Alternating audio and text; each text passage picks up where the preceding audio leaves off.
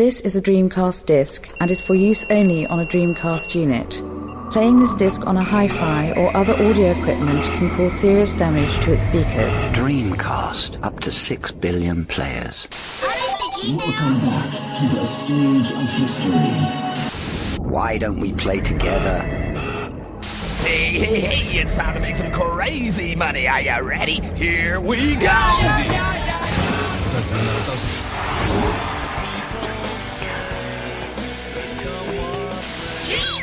Please stop this disc now.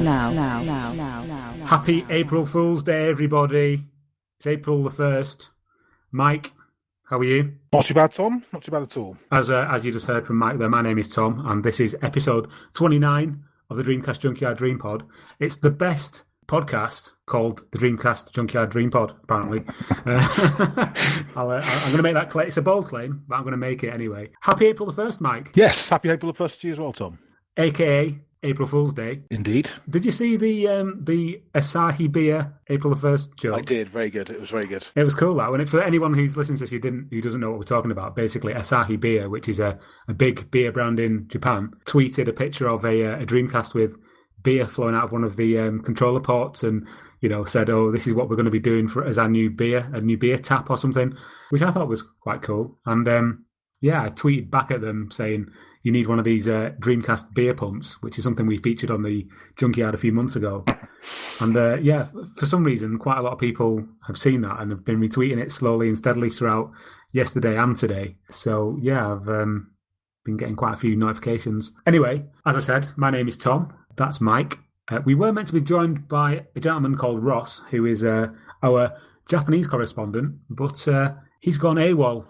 We don't really know where he's gone, really. And all the other members of the Junkyard are predisposed at either work or... I know Rob has gone to a rugby match, so if you're listening to this, Rob, hope you enjoyed the game.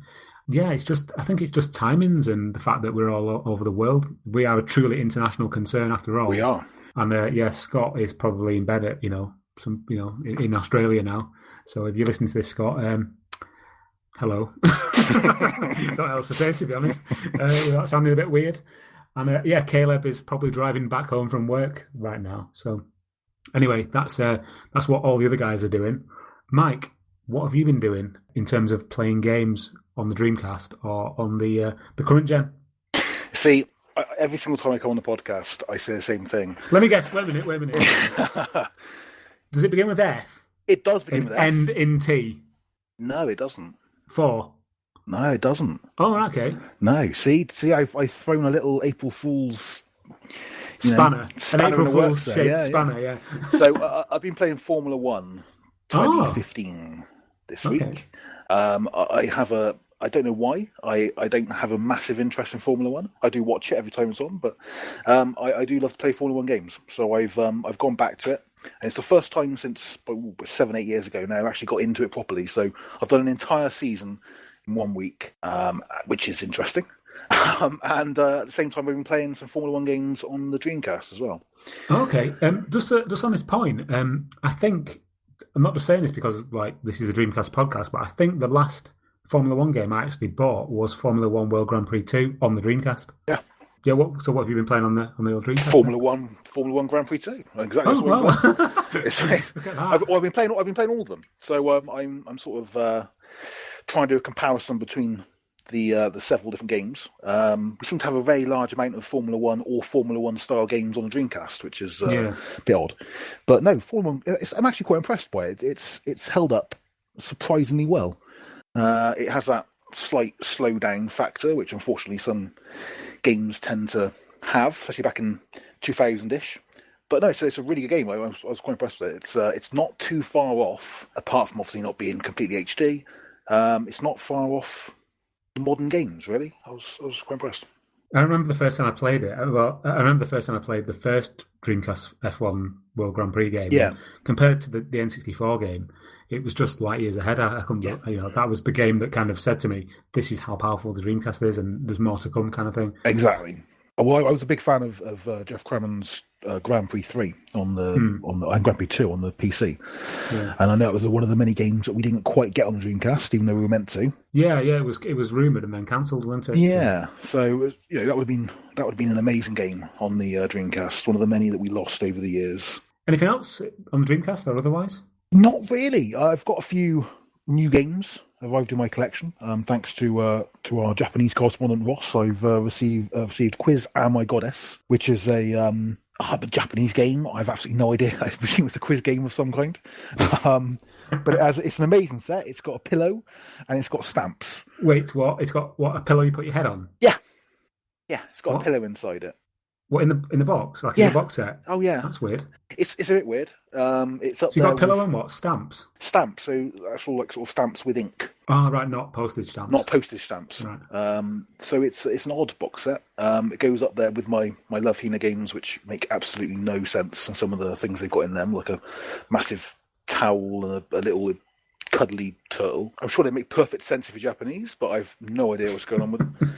I wonder if like Japanese people look at our like special editions of games with like the little like statues and things and think the same thing. Like, yes, what are you meant to do with that? Yeah, exactly, we've got pillows in our games. What are you meant to do with that resin statue of like a character or whatever? Unfortunately, I've got that a lot as well. So my room sort of is full of slightly obscure Japanese limited editions and lots and lots and lots of modern day limited editions which have no purpose. Let's be honest about it. Even my lovely Pip-Boy has no point to it. And of course, I will have to say this as well, because I know that both myself and yourself are big fans of the genre. I am awaiting a game this week coming out on Tuesday. Let me guess. Go on. Is it Dirt Rally? It certainly is. Yes. It certainly is. That is going to be, I think, my next obsession for the next several weeks. Yeah, I think I'll be getting that as well. Yeah. To be honest. So. Cool. That's a nice selection there. I'm quite intrigued by this pillow game. I might have to have a look at that at some point in the near future. Okay, what have I been doing? I've been getting the train quite a bit to work, so I've been playing on my handhelds quite a lot. Yeah. And so I've been playing on the Game Boy Advance because it's probably my favourite handheld. Okay. Well, it's on a par with the Vita. And on that I've been playing on Doom 2. And Excellent. on Advance Wars 2, which I'm still crap at, and I really don't have a clue what I'm doing, but I just like I love Advance messing about Wars with 2. it. Yeah, Advance cool. War games are fantastic. Just that sort of it's the perfect console strategy game. Yeah, I know you've had some experience this week with other strategy games on consoles, but the Advance Wars 2 is just the perfect strategy game. I love it. I'm not going to say I'm good at it. I'm actually atrocious at it, but I still find it quite therapeutic when I'm listening to a podcast and just messing about with the all the icons and stuff. Yeah, so those two games on the GBA, and on the Vita, I've been playing a game called Gravity Rush. Okay. Yeah. Which it was actually one of the first games I got on my Vita because it came as part of the download bundle when I bought it about 3 years ago. But I played it for about 5 minutes and then deleted it. And only recently I've been going back through my downloads list and downloading stuff I never gave a chance, and this is one of them. And I'm hooked. I think it's fantastic. It's really, really good fun. Have you played it? I have played it. Yeah, I've got rid of my Vita a few months ago now, but it was a game I bought. I think it was like £3 it cost me. At one point, it was really, really cheap. Yeah. So it's the Vita's a very sore point for me because I love the PSP. I'm not a big Sony fan usually, but I love the PSP, and the Vita was the biggest disappointment for me because it had everything going for it, but I just couldn't love it. Do you think you'd love it if they'd cracked it and you could put different firmware on it and stuff and emulators? I didn't really do that with the PSP. I'm thinking the only person in the world who just had a very large PSP collection of actual games that were released for the PSP. I think it was just, I don't know, it made my hands ache. Now obviously PSP does that as well, but it seemed such an amazing idea. I remember when it was first announced, and the twin sticks looked amazing. I'm sure I'll get one again at some point, but it just didn't do it for me, unfortunately. You can't please everyone, can you? Exactly. No. So those two on the those three on the GBA and the Vita. On the good old Sega Saturn, I got that out again, and I've been playing on Panzer Dragoon Zwei. Oh, excellent! Just because it's basically Res. And Baku Animal, which is quite a fun take on the old matching. Have you played it, Baku Animal? I think I probably have. I think it's on different consoles as well, isn't it? It's just on the Saturn. It's just on Saturn, I believe. Yeah, I think so. Yeah, I might be wrong, but I'm pretty sure it's just on the Saturn. They tried to do a Kickstarter for a new version a few years ago, but it just didn't get anywhere, so that got canned. But basically, you have to like match different like fruits together, and then the animals come down, and these massive like animal heads come and eat the fruit, and then they disappear. It's quite sort of surreal, really.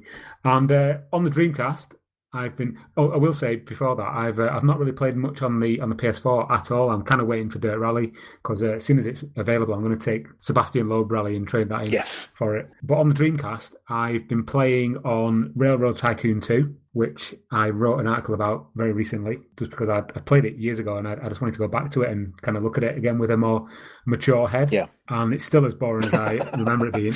Weirdly, you can actually play it with the arcade stick. It's on the back of the box as a controller that you can use it with, but the keyboard isn't. So you can use the arcade stick, but you can't use the keyboard. Can you play with the mouse? You can play with the mouse, and you can play with the that Panther controller with the trackball and the arcade stick, but not the keyboard. Weird.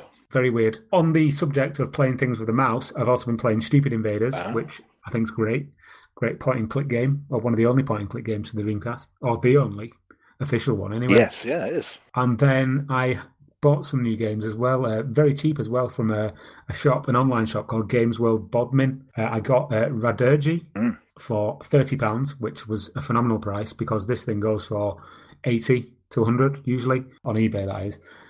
And it's a top-down shooter. Have you played that one? I've got it, indeed I have, yes. Yeah. I'd never played it before, just because, and I never really looked into it because I just never thought I'd own it because it was one of them games that is really expensive and, it's a shmup and, I just kind of thought, I'm never going to really afford to buy it. And then I saw it for 30 quid and I was like, I'll get it. And yeah, I'm quite pleasantly surprised by how good it is. It's it kind of reminds me of Jet Set Radio, if that makes any sense, because it's cel-shaded and it's quite bright and vibrant as well, like really bright kind of graphics. Yeah, I haven't got a clue what I'm doing, but I do like it. I'm not a shmup expert at all. I think I sort of play. Until about 4 years ago, I hadn't really played any shmups at all. I wasn't a fan. I didn't know what I was doing at all with them, and I've sort of become a little bit of obsessed with them recently. So I've played it. It's good. I just don't really understand what's going on. Yeah, because you kind of collect stuff, and then when you get hit, they all kind of fall out of you, but it doesn't actually make any impact on like your weapon power or anything. Someone's probably listening to this screaming at their iPod or whatever it is, or punching the screen. But yeah, I can't really make head nor tail of what I'm doing. But it's good fun. So. The one after the game that Milestone, I think, wasn't it? Who published it? Yeah. Their game after, which is, I'm going to get this wrong, and if Ross was here, he no doubt would chastise me. But is it Karoo or Crow or? Yeah, I know what you mean. Yeah, wasn't that the last game? Yeah, the very last game for the Dreamcast. It's very similar. But just completely dark, just like proper sort of gothic dark feel to it, and that also didn't impress me. But it's just funny because I think Milestone's only other game on the Dreamcast, from what I remember, is Chaos Field. I think it was Chaos Field, which was really good. Yeah, the only other game I played recently on the Dreamcast was another one that I bought from the same place, Games World Bodmin. It is Ooga Booga, which is another one I'd never played before. It's an American exclusive. And it's basically it's marketed as like an online multiplayer only game, but you can play it offline. And it's kind of like it reminds me a little bit of Outrigger, but kind of set on Polynesian islands, and you kind of run around hitting like other like characters with like masks on and stuff. It looks quite nice, it's got pretty good stylized graphics. And apparently, by all accounts, the online mode was like one of the best online experiences you could get. And yeah, it was never released in the UK. I'm guessing it was down to the fact that we had 33k modems, and probably it wouldn't really have worked as well as it did with the 56ks and the broadband adapters and whatnot. But that's really what I've been doing on the old Dreamcast. Well, there is one other game I'm playing on the Dreamcast, but we'll come to that very shortly. But yeah, let's jump into our first topic of discussion. And I'm already getting sick of the sound of my own voice, so I do tend to do this. So if you're listening to this now, you the listener, on your commute or when you're in the washing up or whatever else you're doing, then I apologise for my droning voice. However, last weekend was Easter weekend, long weekend. Did you enjoy your long weekend, Mike? I was working, so no. Simple answer. Well, that's put down on everything then. No. For many people, last weekend was a long Easter weekend, and on Easter Sunday, myself and Rob, we attended an event in a town called Dorchester, which is the county town of the county of Dorset. Very nice, very posh, and they'd never had a convention before, like a geek, like nerd sci-fi convention type thing. And the one last Easter, was held in aid of a local charity called Smile with City. It's called. It's a neuroblastoma cancer charity for kids. So it was on a good, good. What's the word? Well, charity. Yeah. Good cause even. Yeah. So myself and Rob went down there, as the Dreamcast Junkyard, and we set up all the Dreamcasts along one wall, and we had. Yeah, it was quite cool. It was good laugh. We got quite a lot of people in there. It wasn't on the same scale as something like Play Expo or Revival or any of the other big like gaming events that happen in this country. But it was nice to be somewhere where it was for a good cause, and it was quite kind of intimate.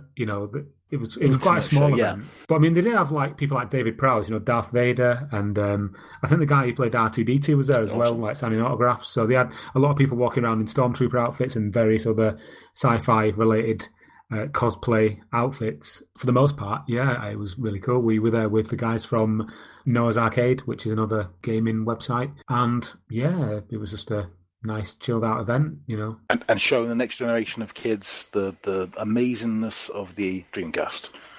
Yeah, it was quite. Our little section was quite heavily attended mainly by kids. There were a few like quite hardcore 2D beat 'em up fans who came along and like wanted to prove something to their mate, and there was some pretty good father versus son battles on various games. But yeah, for the most part, it was mainly kids. And at one point, a little lad turned to me and went, "Where's my mum?" And I went, "I don't know. I have no idea. Sorry. But stay here and play on the Dreamcast. I'm sure she'll reappear." And she did about 5 minutes later. So the power of the Dreamcast. Exactly, the power of Dreamcast. We even keep kids safe when their parents go off. This is why Dreamcast should never been discontinued. See, listening, Sega. This is what you're doing. Yeah, it's a child-minding tool. It's not just a console. It's a child-minding tool as well. They've marketed Dreamcast as a child-minding tool. We'd still be living in a Dreamcast world now. Well, we are. We do live in a Dreamcast world, but everyone would. Oh, we do, yeah, every day, like to sometimes to distraction. Yeah. But I think they raised about just over $3,000 for this charity, so that was really cool. And just really chilled out. I think they're going to make it annual, so if they do, then more than likely we'll be there again next year, maybe with even more stuff. But that was the Greedy Goblin Con at Dorchester County Museum on Easter Sunday. That was really cool. Awesome.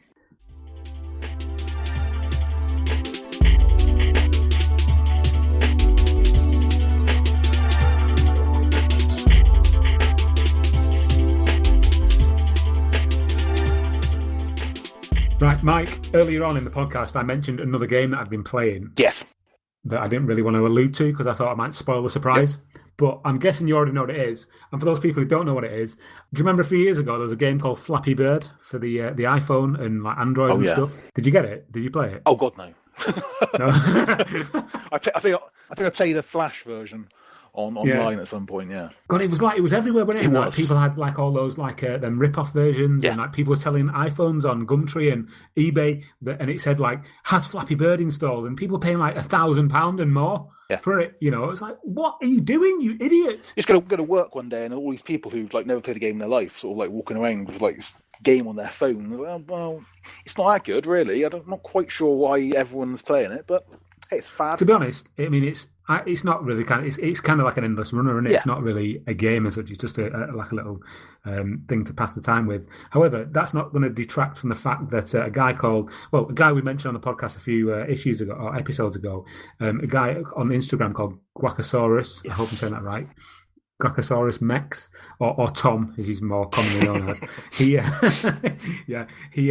He created a version of Flappy Bird for the VMU, and as it happens, I have a VMU here with me with Flappy Bird on it. Now, if you want to play Flappy Bird on your VMU, you need to get Dreamshell and download the ISO file and use Dreamshell to put it onto your VMU using an SD reader. But because we are the consummate professionals here at the Dreamcast Junkyard, we have we have one here that we prepared earlier. So you're now going to be able to listen to me play Flappy Bird on a VMU. Mike, contain yourself. That's world exclusive. Right. Yeah. So here we go. Can you hear that? Yeah. Right. So this is me playing Flappy Bird. There you go. I've just got a point. This is the future, right? I've got another one. This is probably the best I've ever done, actually. I got 3 points there. So, yeah, that's a VMU. I'll put it away now. That's a VMU playing Flappy Bird. It's actually quite smooth, to be honest. Yeah. And hats off to Tom for his hard work, because he's done a couple of other different demos that we mentioned, like I say, on the last episode. He did like the Magic 8 Ball and a couple of like 2D like side-scrolling beat-em-ups and stuff. But yeah, he knocked that out pretty quick. So I wonder what else is going to come in the future. Well, exactly. I think what he's done already is amazing. From someone who has no idea how to program anything at all, it's just to get life back into the VMU is it's quite impressive. Yeah. Well, he's made me dig out some more like CR batteries for it, so to test it out for that world exclusive sound clip that you just heard there on the Dreampod. Remember where you heard it first. The journalistic talents on this podcast, no bounds. Oh no, we push boundaries back on a constant basis. But yeah, it's really cool. And if you want to find out how to get it onto your VMU, just go onto the Dreamcast Junkyard main site, and there's a little article there and a link to the ISO file that you can get. Anyway, let's move on from Flappy Bird. Yes, regrettably. Mike, have you heard about this thing to do with Stone Age games? Oh, I have indeed. Yes, Nemo. I have. Before I go into what the story is, have you actually got a USB GD-ROM? I haven't. No, I haven't. I was eyeing up one for a while, but I haven't. No, I'm more of a collector of the CDs themselves, or GD-ROMs. Sorry, Are you a purist? Would you call yourself a purist? Yeah, just a bit sort of technophobic, really. I'm not. I'm even though it's meant to be really simple, and it is from what I've seen, I would somehow mess it up. I know I would. So I just thought of it's a lot. It's a fair amount of money, and I can buy several unplayable Japanese text adventures for that. Well, there you go. Yeah, you put your money in the right place. Exactly. To be honest. Basically, what this thing is, to be honest, Ross has actually got one of these. He has, yeah. So it would have been good if he'd been on the podcast to actually tell us or extol its virtues. But I'm pretty sure we can do a pretty good job just by reading other people's posts on various blogs and websites. But for those people who are listening, there's probably going to be very few of you who are listening to this who don't know what we're talking about. But basically, the USB GD-ROM is a device that you take the GD-ROM drive out of the Dreamcast, and then you slot this thing into the Dreamcast, and then you can put a USB flash stick, memory stick or whatever, into this thing, and then that will then read the games off the memory stick, and you can play. I think somebody said the other day on the Facebook group they've got like every single Dreamcast game on a massive memory stick, and they can just play them straight from it, which is all well and good if you've got limited space and you don't want your room or whatever like cluttered up with like mountains of like broken blue PAL Dreamcast boxes like mine. Plus you can get games like off various websites that you can't really get readily, like stuff like Cosmic Smash or whatnot. So yeah, the story with this thing is that the online shop that was selling it, which is Stone Age Gamer, has basically put up this big long diatribe of a public statement saying that they're not going to deal with this guy anymore, Nemo, because of all the trouble that he's given them and artificially inflating the price, and that they're appealing to people who may have the skills to create an alternative version of it. Yeah, I only put this in the running order because I wanted to really get somebody else's view. I'm of the opinion that it's quite an expensive item, and if I could afford it, I'd have one, but I'm not really that interested at the price it's at, so it doesn't really make much difference to me. What are your thoughts? I think it's an amazing piece of kit, and I would definitely get one if I had the money sort of, set aside as disposable income. I'm sure I probably could if I didn't buy so many random games. But it's for people who want it. It's amazing. I think it's more interesting to me from a technological sort of point of view. It's a really interesting, yet another innovation in the sort of Dreamcast community. If I could afford it, I'd have them in all my Dreamcasts, because one thing that kind of has become apparent to me recently is that, especially doing these events, when I have all the Dreamcasts laid out on like the different tables and whatnot, there's so many of them fail constantly. Like one will reset. Yeah. It's kind of like, spinning plates. Yeah. then you've got different plates on different sticks, and then one will like fail, and then one of them will freeze, and then you're kind of like going back and forward, and one of them won't read a disc. And you're like, for fuck's sake, if I just had like these like GDEMU things in all of them, I could literally just choose games from a list. Yeah, I think that's the point there. I think it's everyone knows that eventually most Dreamcast disc drives are going to go. They're all going to fail eventually. Nothing is like, forever. All Dreamcasts will fail eventually. There'll be no more Dreamcasts. Oh, don't. So, that's going to put me on a down all weekend now. Oh, sorry, mate. Sorry. Forget I said that. I have nightmares tonight. Horde of like sort of non-working Dreamcasts come chase me down streets. I think, yes, in terms of preservation of the games, it's fantastic. A chance for people to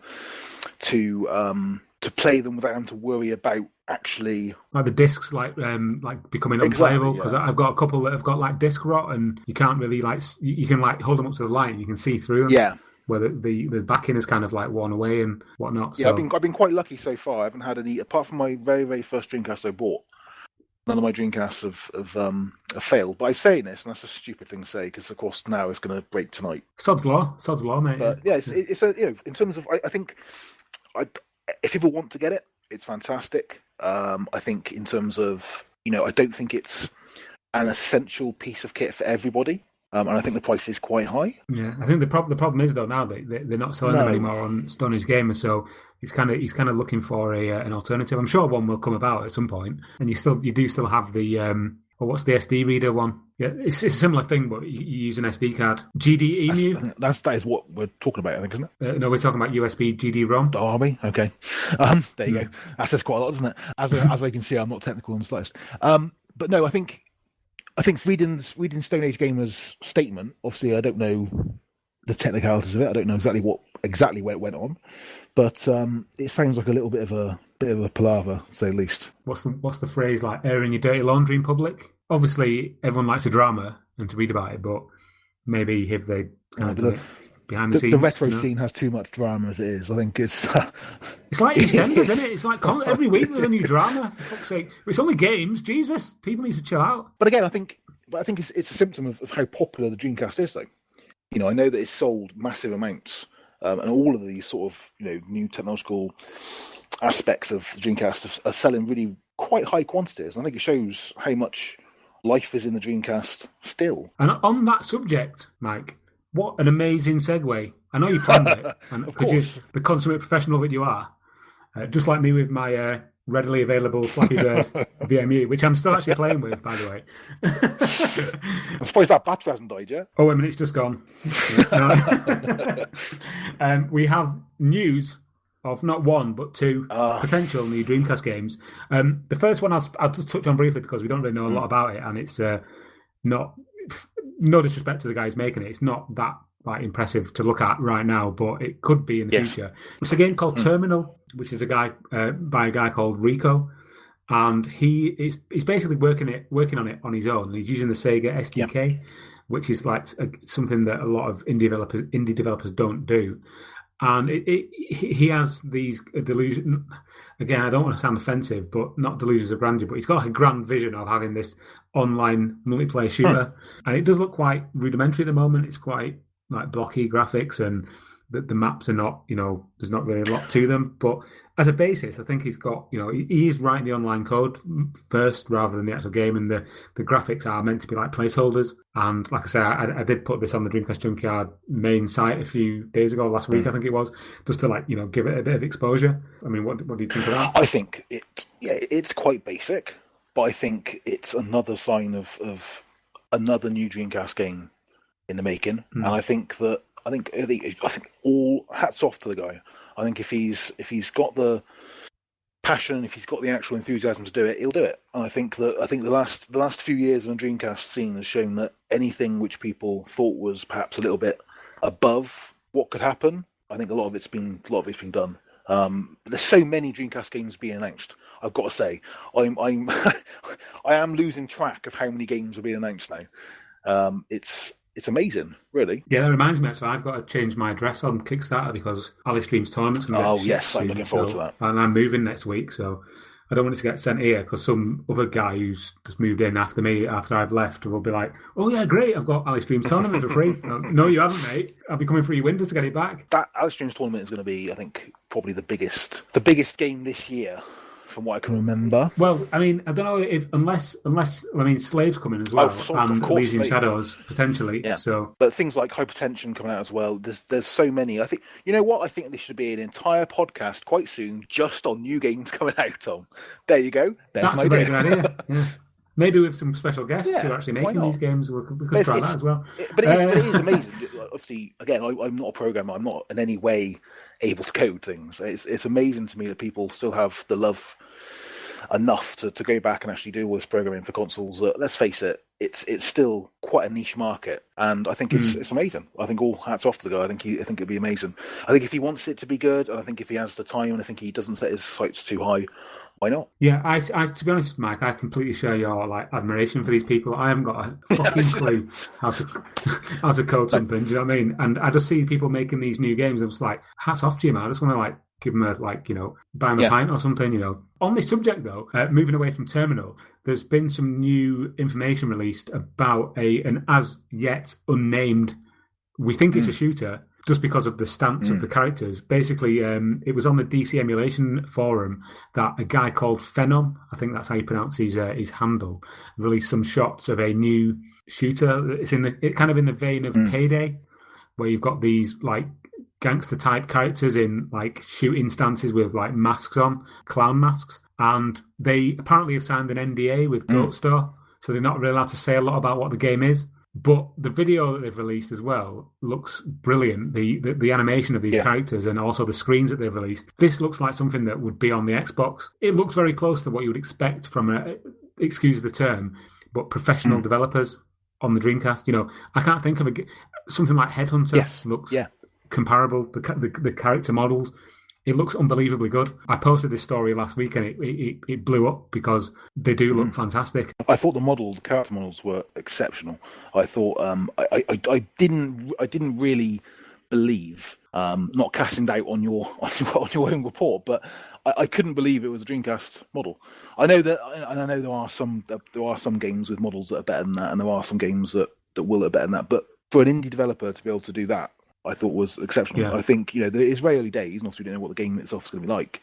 But again, it just shows how much talent is out there. I will say this now. I will put this kind of disclaimer on this, that even though we've kind of got this wild-eyed, sort of childish, wow, these things are coming out, we don't know if anything is ever going to come of any of these things. Do you know what I mean? They are literally just screenshots, and we're kind of going, new game coming out, but it might not. I always look at things with the best possible... in the best possible light, because I like to be kind of positive about stuff. I don't want to go, look at this shit. It might come out, but probably won't, because he wants to read that. I think the thing is though is that there's so many games. It seems almost to be like a progression. The last 10 years of indie releases have been pretty much 2D. There's not many 3D games. I'm trying to think of any 3D games now. I'm trying to think of. And obviously some of them look amazing. We all know which of the indie releases look exceptional, and some of the things they've done, are unbelievable. But I think it seems to be now, the last year or so, 3D games seem to have come. I think it's 6 games or works in progress that are currently 3D. I'm trying to remember. Obviously, Hypertension, Slave. You've got the 2 titles we've talked about tonight. You've got Retro Summer's game, which I can't remember the name of. Oh, Xenocider. Xenocider, yeah, Xenocider. And I think there might even be another one which I can't remember what it is, basically. But there's a few different ones, which are 3D games, which I think just shows that even within the indie development scene on the Dreamcast, it's progressing, which I don't think other consoles have. I don't think other consoles sort of start with 2D games and then work up. It seems like it always makes the Dreamcast feel like a console which is still relevant. It's it's been kind of reborn. Do you know what I mean? It's like they start, people are developing games are starting at the base level, kind of learning the tricks, finding the feet, and then that going on to the next level. Now we've mastered 2D. Let's do 3D now. So yeah, again, as long as people have still got Dreamcasts that actually work, maybe in 10 years' time, God knows. Who knows what kind of games we might be seeing. If we're still around, we'll still be reporting on them. But yeah, it's exciting times, as we always say. But yeah, so those are the two games that are coming soon, potentially, Terminal and the unnamed Goat Store shooter. So yeah, it's something to look forward to at least. Right, let's move on to our next topic of discussion. Yes, Mike. I'll read you a little passage here that I copied and pasted from a popular website called IGN.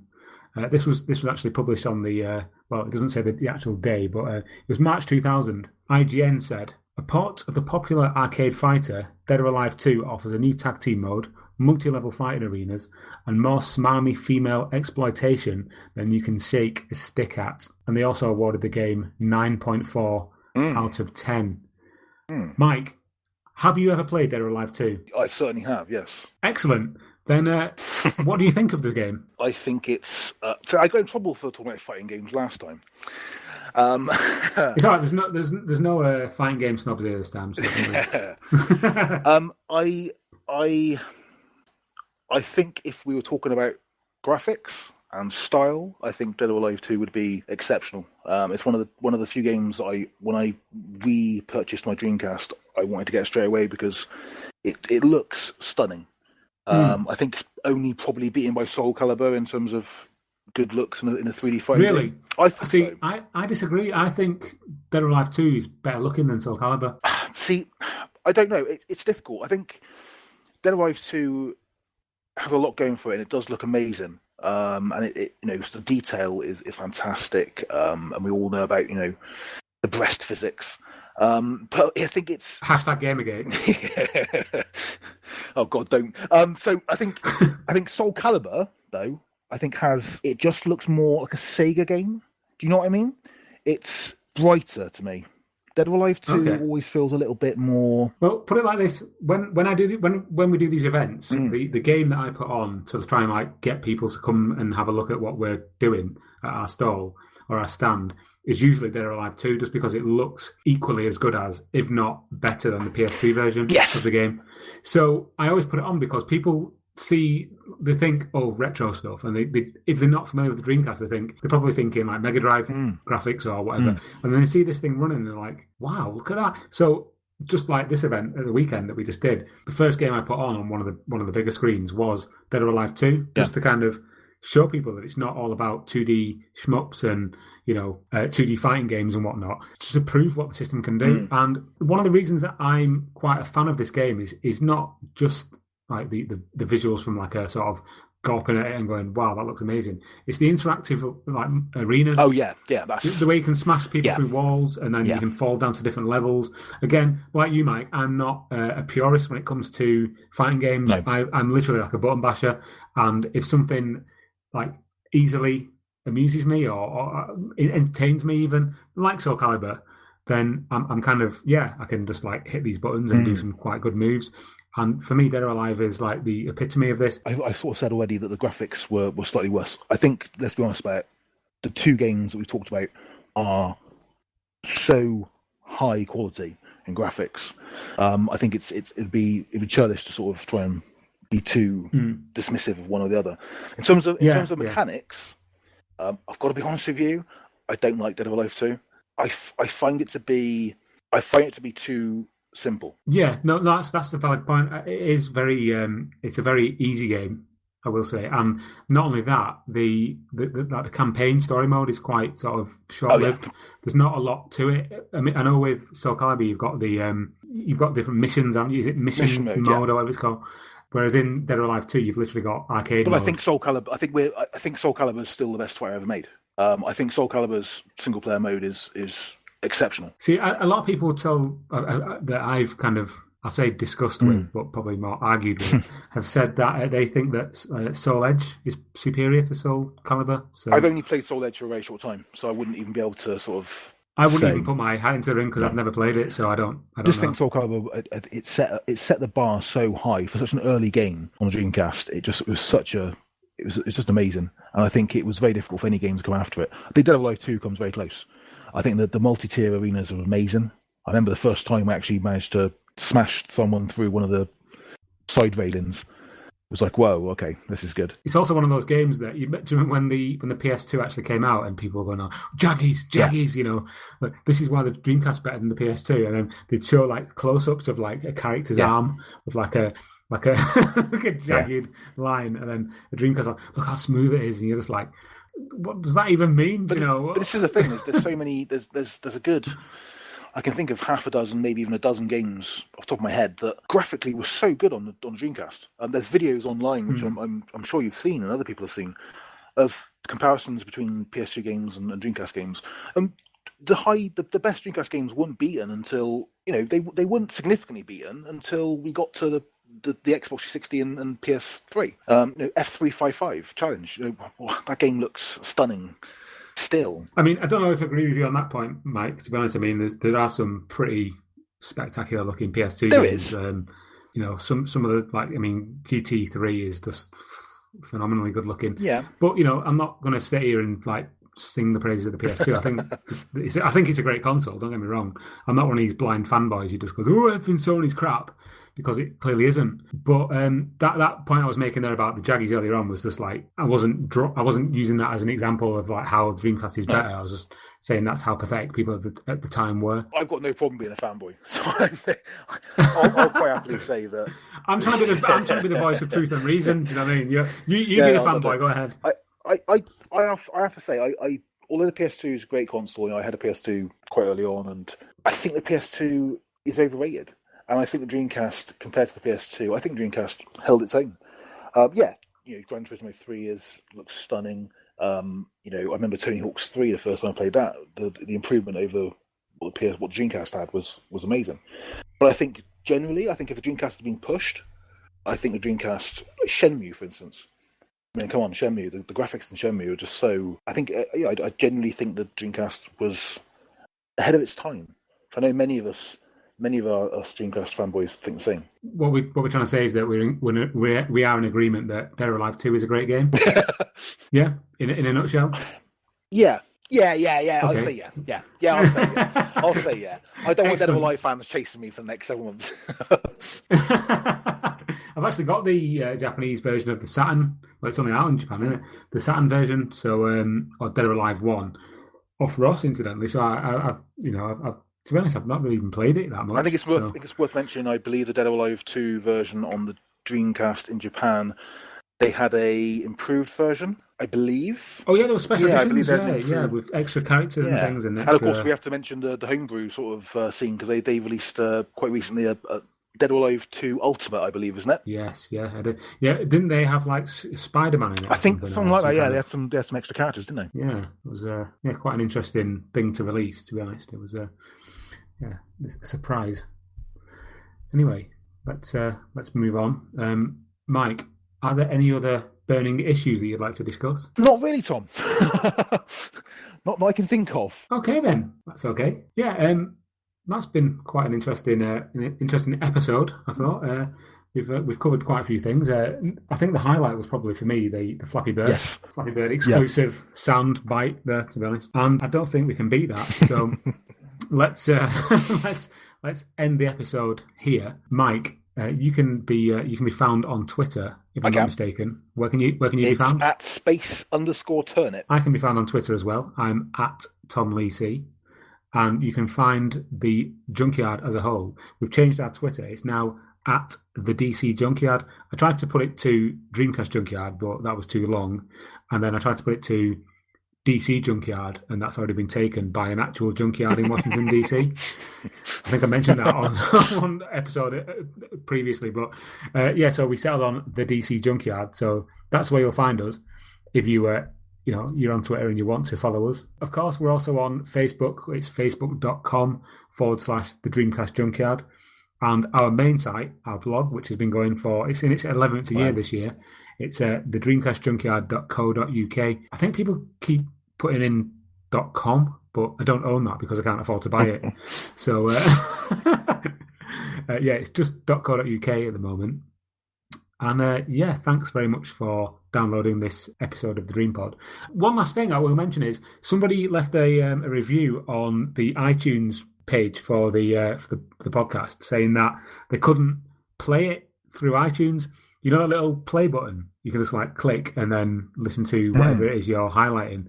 And it wouldn't. I tried it myself. It won't play. So thank you to whoever that was for alerting me to it. I emailed iTunes and said somebody said that they can't play it through iTunes, and then I emailed Buzzsprout, who is our like hosting service, and they said, "Oh, you need to email iTunes." And then iTunes emailed me back saying, "Well, you need to email Buzzsprout because it's something on their end." And it was just like, "But you're telling me to email them, and they're telling me to email you, and it's just a clusterfuck." But if you download it, it's fine. And if you listen to it on the player, on the actual like Dreamcast Junkyard blog, it's fine. And if you go to our Buzzsprout page, that's fine as well. Weird. So just basically play it on one of those or download it. You just can't play it through the iTunes store for some reason. So yeah, that's a really thrilling podcasting there. So yeah, feel free to direct any complaints to what's your email address, Mike? Yeah. Hang on. What? Right, okay. That's episode 29 of the Dreamcast Junkyard Dreampod. We hope you enjoyed it. Check us out on the social media streams, and we'll be back for the next one, hopefully with a few more people. Yeah. I will actually apologise now. The reason Ross wasn't on the episode as he was intended to be was because we had the clocks go forward in the UK last weekend, and I don't know what happens with the other clocks around the world, but we've kind of moved forward to British summertime now, and so yeah, it was a bit of a fuck up. I take full responsibility. Ross, if you're listening to this, you're probably not. You're probably just like throwing a dart at a picture of my face. But yeah, it's my fault, and I apologise. So yeah. Anyway, that's been the Dreampod, and we'll see you on the next one. Goodbye. Bye. Please stop this disc now.